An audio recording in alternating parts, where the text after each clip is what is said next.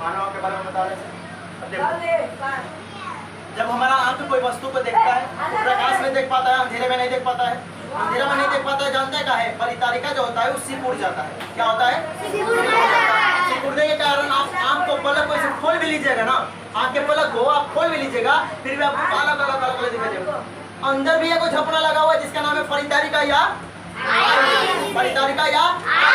अब आपको ये प्रकाश में ही आपको वस्तु दिखाई देगा। कोई भी वस्तु हो वो प्रकाश में ही आपको दिखाई देगा। प्रकाश सीधे वस्तु से टकराएगी, सीधी रेखा में गमन करेगी, करने के बाद आपके आंख में प्रवेश करेगी। ठीक है, ये कौन कौन सी परत होती है? 3-4 परत होती है ना। क्या होता है? कॉर्निया होता है, श्वेत पटल होता है, रेटिना होता है, कोराइड होता है, कॉर्निया होता है। सबसे पार करते हुए एक अंदर वाला भाग होता है जिसका नाम होता है रेटिना। आइरिस तो हमारे बीच में ही होता है। आइरिस सिकुड़ता है तथा फैलता है। उसके बाद अंदर क्या होता है? रेटिना होता है। रेटिना पर ही हमारा फोटो बनता है, छोटा जो कोई भी प्रतिबिंब बनती है। जो वस्तु को हम देख रहे हैं ना, आपको देख रहे हैं ना, तो आप हमारे रेटिना पे जो प्रतिबिंब बन रहा है, जो छपा रहा है, वो उल्टा तथा छोटा बन रहा है। कैसा बन रहा है?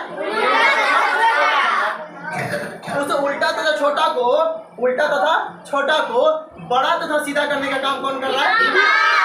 उसको कहते हैं मस्तिष्क। क्या कहते हैं? मस्तिष्क। कहानी समझ में आ गया? कोई दिक्कत, समस्या, कष्ट नहीं ना? यहाँ तक कोई दिक्कत नहीं। आंख के गोलाकार भाग को नेत्र गोलक कहते हैं। आंख में उजला भाग होता है।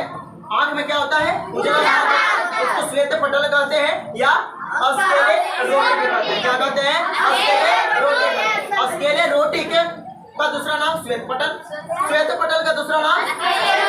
कहानी समझ में आ रहा है क्या? कोई आंख के बारे में कोई समस्या है? आंख एक मशीन है, आंख एक मशीन है। ये कैमरा है ना, हमारे मोबाइल का कैमरा, उसी प्रकार से हमारा ये है। अब मोबाइल में भी कोई मोबाइल में देखिएगा पीछे ऐसे कैमरा को ढकने वाला दिया हुआ होता है। उसी प्रकार से हमारा एक पलक होता है।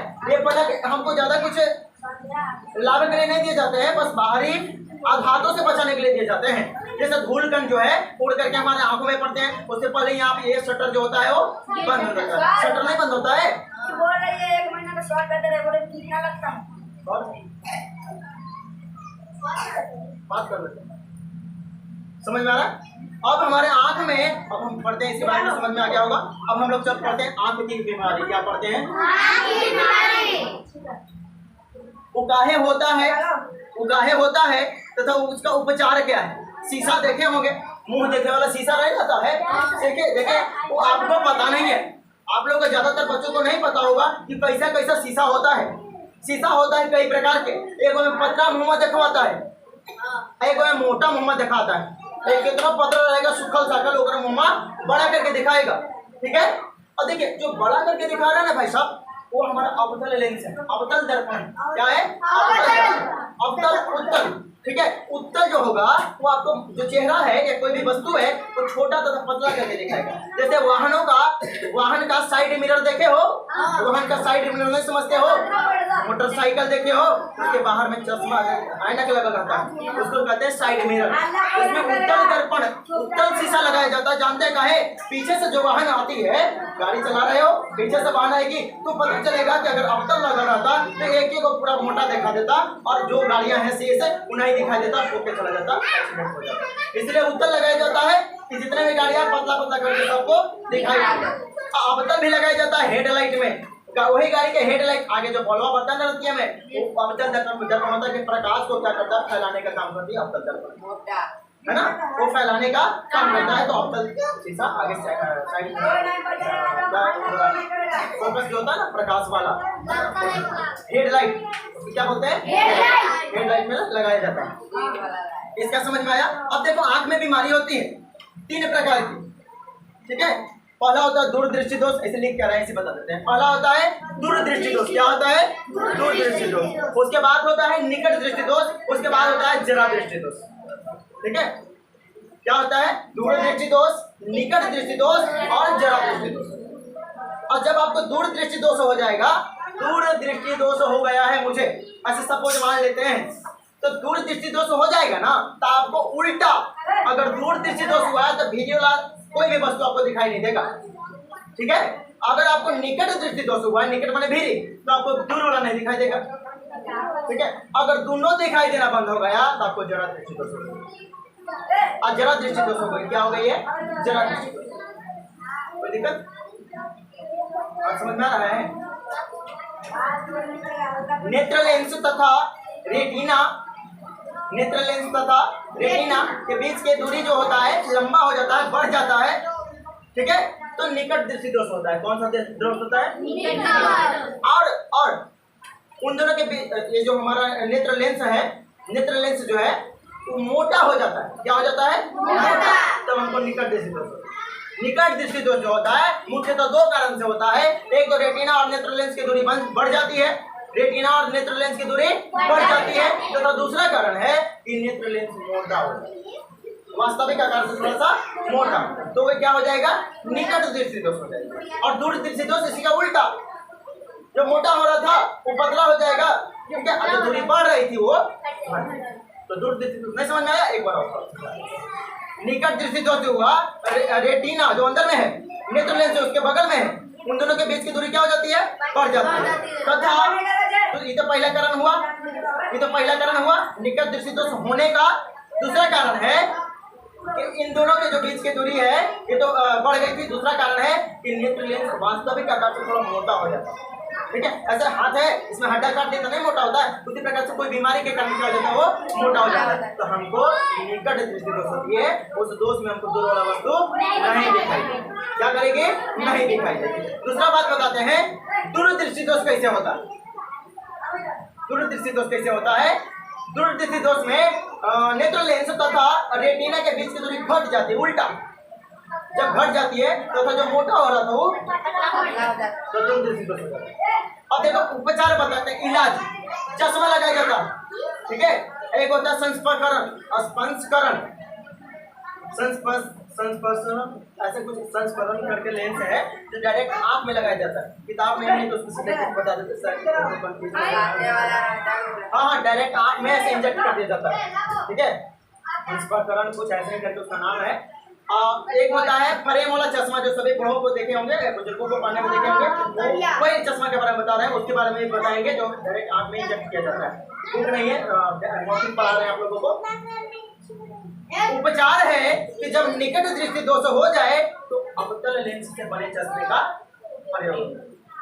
निकट दृष्टि दोष होगा तब, दूर दृष्टि दोष होगा तब।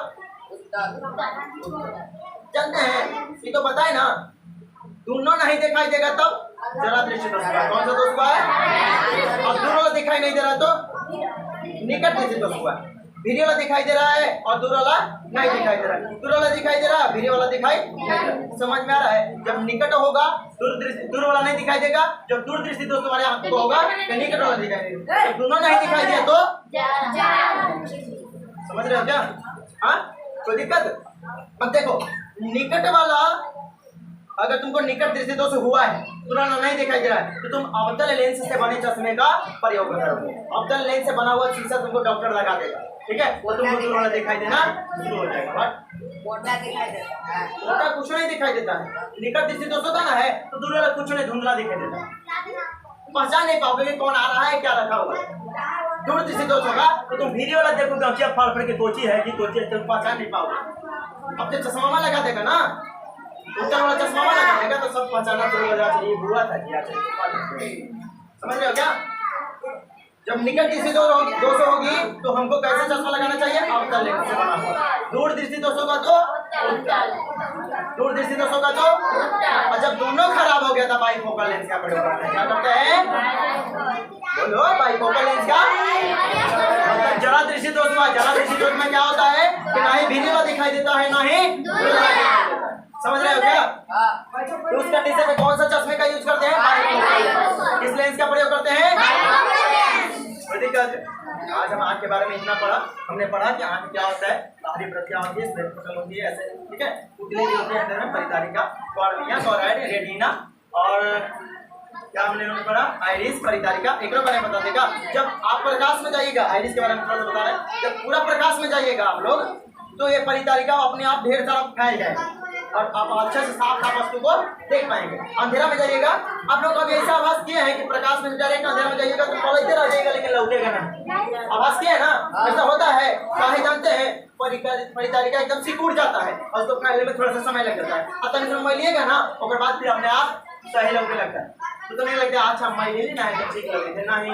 परिचारिका हमारा सिकुड़ा हुआ था, उसको देखा ना कि तो अंधेरा में जा रहा है, तो पहले ही सिकुड़, मतलब अंधेरा में गए और सिकुड़ गए। तो मानिए 2 मिनट वो फैल जाता है, मतलब जैसा वातावरण है उसी के अनुकूल वो ढल जाता है। समझ रहे हो क्या? और समझ में आ रहा है कहानी? इस प्रकार से हमारा आँख, मानव आँख जो है एक मशीन है और अच्छे से काम करता है। बात करेंगे। ऐसे तो बुरा मानेंगे लेकिन ये सत्य है। इस आँख में अगर कोई सरिया, उजला वाला भाग में अगर कोई सरिया धंस जाए, ज़्यादा नहीं थोड़ा सा, तो आँख को ज़्यादा नुकसान नहीं होगी, मतलब आँख आपका खराब नहीं होगा।